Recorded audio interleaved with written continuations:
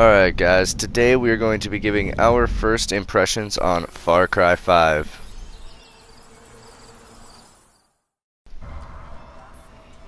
Here we go. The gameplay behind us is just some outpost gameplay, kind of a staple of Far Cry.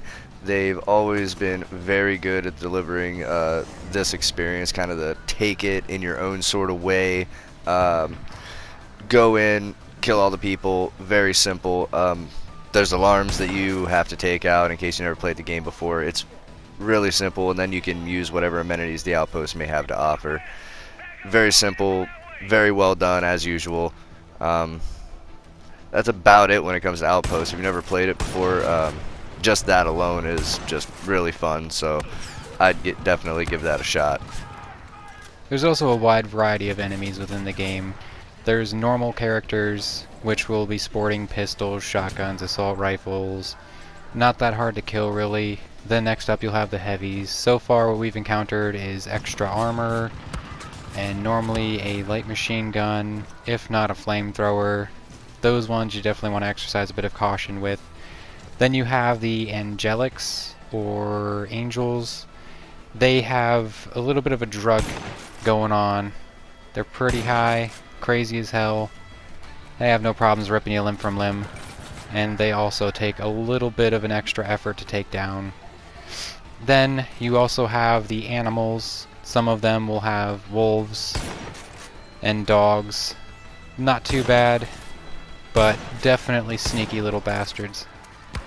That actually brings me to my next point, which is that the world itself is built very well. The outposts, the enemies, the animals, they all just are one small addition to really what makes this world feel vibrant. It's really hard to really put a name on it with only playing it for, maybe 6 to 8 hours. But the game looks and feels very good. Living in America and small town America at that, this definitely kind of gives you that feel. And there's just many other elements that make this game look and feel really good when you're just running around doing missions. The story missions are very well put together. The cutscenes are great as usual. The villains are very, very likable. The vehicles look really good. The vehicles are very practical, and as you go around the open world, you'll just always be finding something to do. Every place you go, there's side quests. There's nothing ever really stopping you from doing anything in the game. Nothing really stops you here or there to make you do something you don't want to do, other than maybe a few times I think that Joseph's people they steal you, but that's about it when it comes to really the interruption of your gameplay after you get out into the open world. It's very, very fun.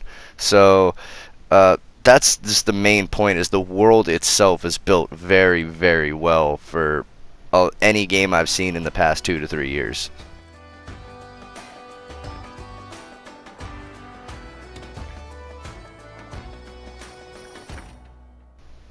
As for your vehicles, you have cars, vans, SUVs, trucks, semis, and ATVs, all of which can be customized in the garages you will unlock through progression in the game, unlocking outposts. And you can buy different variants, and the prices are actually not that bad, some of which will have weapons on them.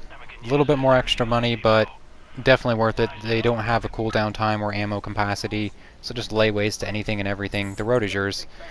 As for planes and helicopters, those aren't too bad either. So far we've mainly just used the helicopter. Controls are easy: X up, circle down, left analog stick to move around, hold L2 so you can look around and enjoy the scenery.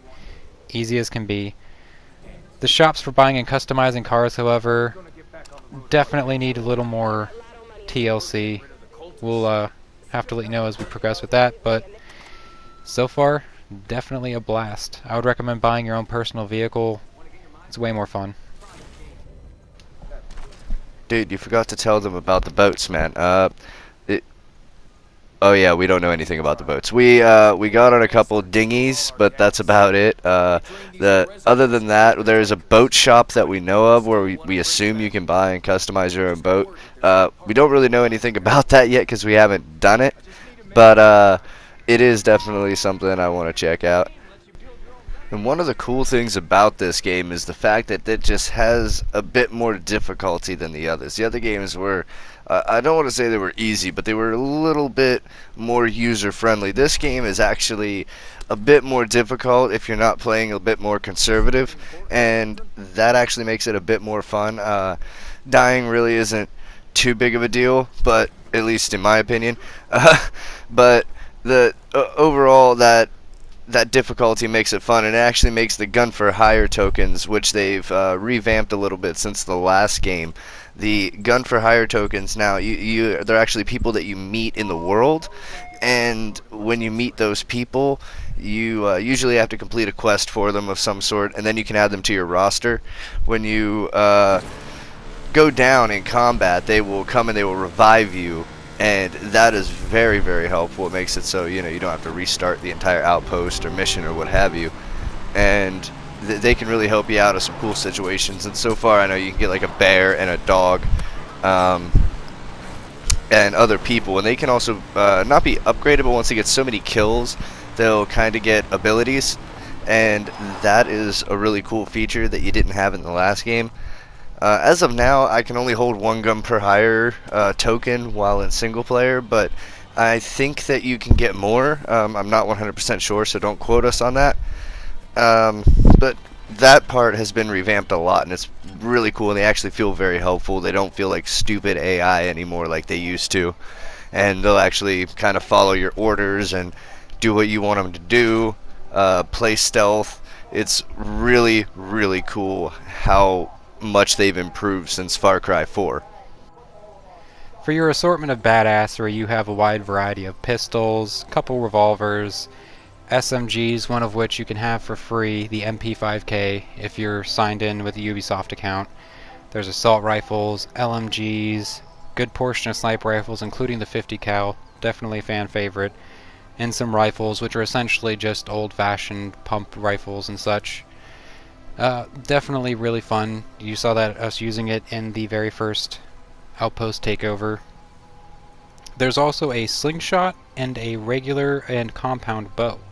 The slingshot takes both rocks and regular ammo, and they even added a nice little feature where if you wanted to, why not, put some arrows in there. Spray away. It's a blast. Now for melee, you have shovels. There's a couple customization skins you can have for that. The smiley face definitely looks like a blast. Sticks found throughout the game, pipes, table legs, bats, even a bat with some looks like bolts in it. You've got some throwables, grenades, pipe bombs, dynamite, C4, and proximity mines, which are a good help because I really, really need the extra lookout. They also do not blow up when you're near them. Unlike most games, definitely kudos to them for that one. You have some throwing knives as well. Not exactly accurate with those, but they do seem to do a fair amount of damage. And as an added bonus, you've even got some sticky variants of like the grenades, the C4, and most are craftable within your weapon wheel. You just have to have what parts are necessary. You go right to the weapons wheel, go to like the grenades. If you have what you need to make them, go ahead, release the beast. Without spoiling too much, wanted to talk about the co-op. The co-op is very, very cool.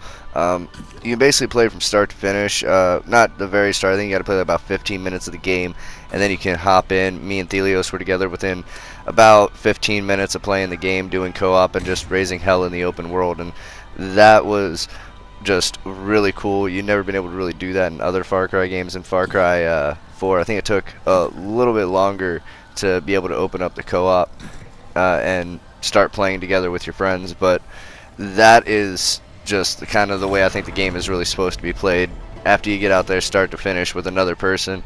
And what's really cool is that gun for hire token. You can still have one person with you guys running around and taking out outposts and stuff, which is a real helping hand and adds for a lot of different play styles and experiences. So that's a really cool addition, and I'm glad that they polished on it.